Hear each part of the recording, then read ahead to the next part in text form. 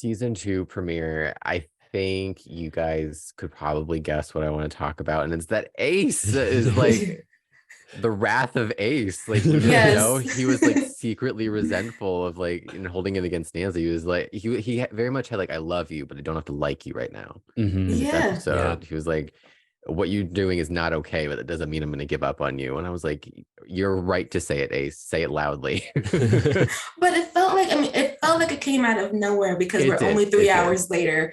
But they were working with it as best they could with that decision. And it did, change their dynamic in a way that, even if it felt rushed, was necessary, because he was the more laid back one. And now she like has to actually contend with the fact that Ace is mad at her. And it catches her off guard. She was like, wait, you of all people are mad at me? What did I do wrong? And she's kind of like, I mean, there's a whole mess of things she's dealing with in this episode. And I don't think she expected Ace having feelings toward her that aren't obedient was on her radar. Because they very much become like a double act where she like confides in him, and maybe there's been like that kind of like mutual respect where they don't exactly talk about their feelings, but they know that person's there if they could. So for him, who's usually quite lighthearted and adding humor to the dark situations, I think because the vision of him seeing himself dying in what he called a safe space really got to him. That was really effective. It was, which I guess this does start to make more sense. I just wish there was like a full day between us, so he had an opportunity to be, to sit with that anger. But I did enjoy like Nick trying to make it better for him, but also asking like the questions that all of us had, like, you've been fine with Nancy, what happened? And Ace, who was the only one who got the text message about the code, I saw that we didn't get his name by the text messages, but that reveal was nice.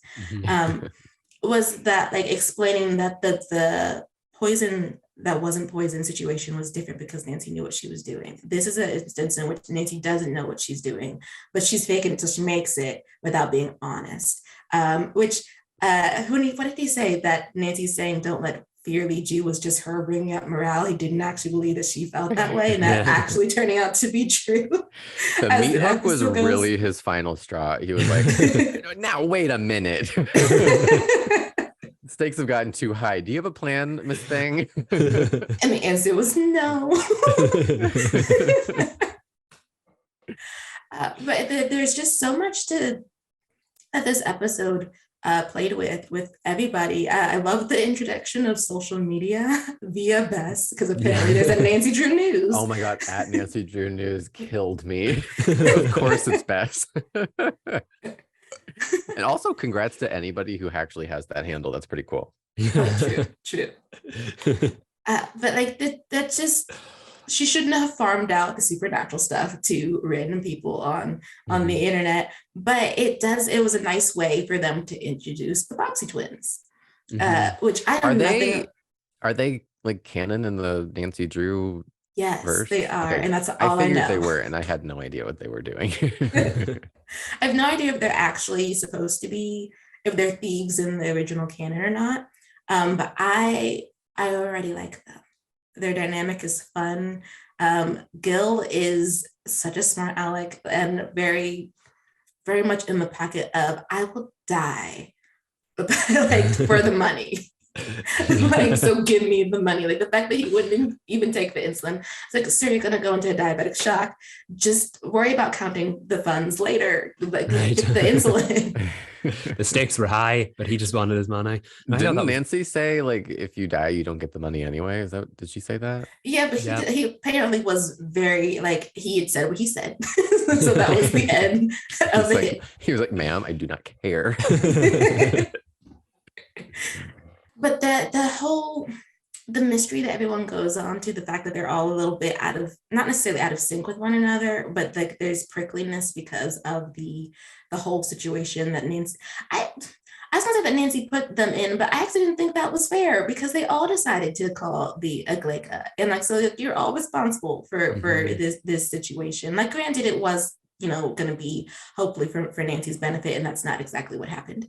But they made a decision as a group, so like we have to accept the responsibility as a group too.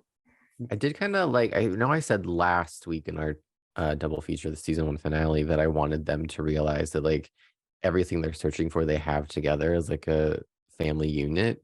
And they kind of did get to that point with the Mhm. flashback to, was that a flashback to the pilot? Because I guess I didn't realize that was Nancy's first day at the Claw, if that was the pilot. Because wait, so was it 4th of July in the pilot? I was confused about that I thought so when. because she had the fireworks on her Mm. phone, or is Yeah. that just a different Horseshoe Bay thing? I guess we'll have to look that one up. But I was so confused. I was like, I didn't realize the pilot was Nancy's first day and like her first meeting with Nick, because they seemed pretty like connected by the Yeah. pilot. Yeah. So I don't think it is. I mean, I think the flashback is, I guess, maybe months prior, because I said the summer. Um, I don't know. That is something we're going to have to look up. Are you looking Yeah. up right now, Reed? Yeah, I am. Going back to the flashback though, I did like that she kind of explained without explaining too much that like what they have is special together. Mhm. Um, so I kind of got what I predicted a little bit. You did, and then you got Ace saying it at the end. That's the reason that they explained why Yeah. he's so mad. He's never had a crew, and now he has one, and it could be taken from him. And that's why he's mad at her. Like we have this little family that we've made, and we could all die, and it's because of a decision that was made. Um, but great line about like, just because I'm mad at you doesn't mean I want to lose you. Mhm. Yeah. She was like, oh, Yeah, she oh. was. She felt that like that made her heart go boom boom. Yeah. Mhm. I think though that that the sinister nature of this plot is more intense, I think, than what had been previously, because I think there's also sort of a sinister. It's not just the supernatural creatures that they have to deal with. That there's an issue. There's also Mr. Hudson, them Mhm. in that, I believe, a slaughter barn, and just being held there with the meat hooks and the tools and a lot of old portraiture was was very, it was unnerving. Like, I didn't think, of course, they weren't going to be harmed, but the fact that someone would decide to threaten a bunch of teens that way Mhm. and thought that it was appropriate to do so was a very interesting characterization for Mr. Hudson. That was shocking. And then we find out the apple doesn't fall too far from the tree, because what Ryan said to Carson, like, Mhm. Messed I up. can tell the world. And I was like, part of like the soap fan of me loved it. I was like, ooh, yeah. And then I was like, Ryan, you need to just relax. Yeah, because He's Carson. Oh, go ahead. sorry. Yeah. All I was going to say is he really went above and beyond to prove himself in that scene with Nancy, and like literally the scene had not changed. And then when he said that to Carson, I was like, oh, like that's put him on arguably an even lower level than we saw him in season 1, because he was kind of like this like in between villain that walked the line between good and evil. He hated his life of corrupt people, and he wanted to be better than it, but he wasn't willing to put in the effort to make it happen. So the bad guy saw him as being pathetic, and the good guy saw him as being untrustworthy. Whereas this was like villain territory. Like Reed said, yeah, it's great for the drama, but I wonder where they're going with the story here, because it's kind of a pivot from what he wanted out of his life to go that dark. And I know he's been scorned by finding out everything that happened with Carson and Nancy and all of that. But like, just because Nancy doesn't want anything to do with Carson now doesn't mean she's going to let you threaten him like that. Like that was like horrible. And like, he better wise up, because Nancy barely wants anything to do with him. So I feel Exactly. like Yeah. we're gonna see a battle for Nancy between the two dads, and she's gonna be like, what are you doing? Why am I in Exactly. it? Leave me out of it.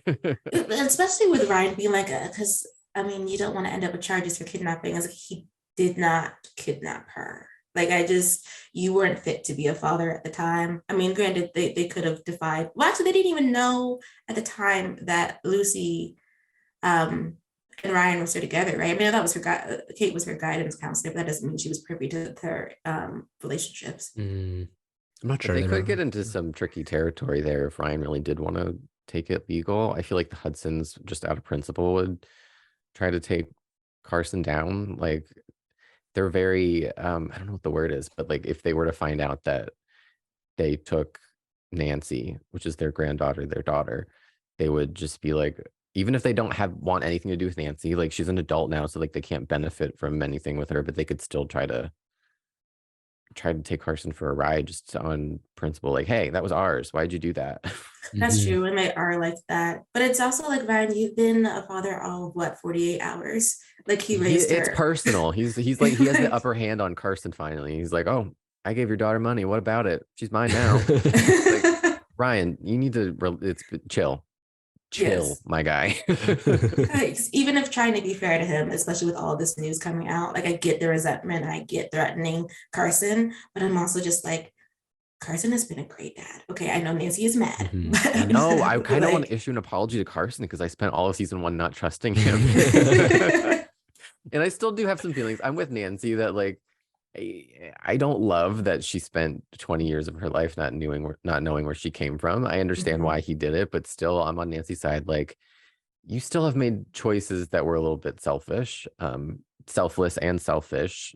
There's a thin line between what they did. But Ryan's such a good like villain. I love it. As a Dynasty fan, I'm like, oh, why weren't you in Atlanta?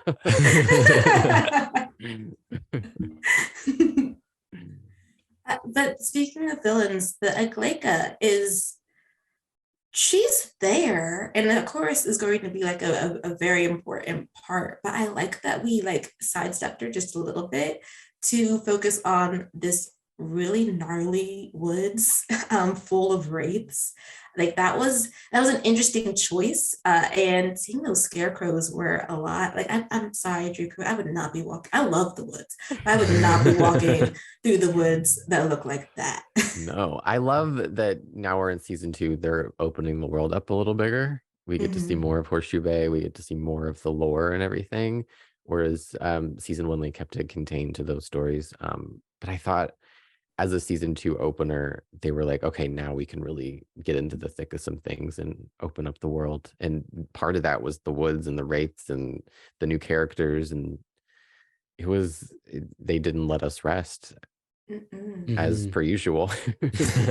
I feel like I was watching this through a different lens because this was a post-pandemic premiere, and with the exception of maybe Batwoman that had to do a complete reboot because Ruby Rose left, most of those shows tended to just pick up where they left off. Like The Flash had the last 4 episodes of season 6 as the first 4 episodes of season 7 before it then started at season 7 story. So I was like, will we see that with Nancy here? And while the storyline did very much carry on, we have the Agleka now set up as this big bad, and we don't know if it will be a big bad.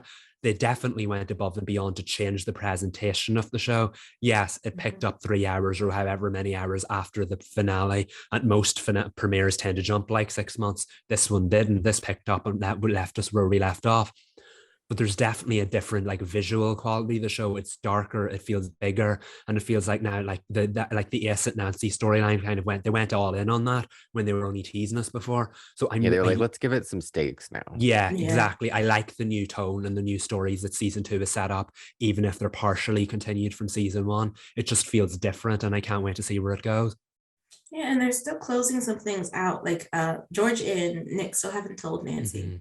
And Nancy and Nick did share that little moment, well, a recognition of their first meeting and what it meant to both of them. But Nick still like kneeled and hid his handhold with George to reassure her, which I thought that was really nice. There's one, I do have a qualm, and it's when I love all the character development that happens in the moment in the bus. We were told online that there were people that season 2 was all about who am I and who do I want to be. And that clearly started in this premiere with Nancy being afraid of herself and being afraid that she's the worst parts of all of her family. And I thought that moment was beautifully acted by Kennedy. I thought it was lovely. I'm glad they gave her that space. I needed a scene with all the Drew crew freaking out because they were all just watching the bus go up in flames and like holding on to each other. And it's Gil who saves her. And I was like, Ace didn't run in to get her. Nick didn't try to run in to get her. Like the girls weren't trying to go back to the bus. It just didn't seem. I was like, no, like they're even with them being mad at her and they're still close to her, and I just don't see them not trying to get to her. I mean, Ace mentions it later about how don't do that, but also in the scene they're all like placidly looking at the flames, like she's not in the bus. Yeah, I feel like the scene with S did a bit of damage control there, and it made me like, that's all right. Now they've dealt with it because at least he acknowledged it.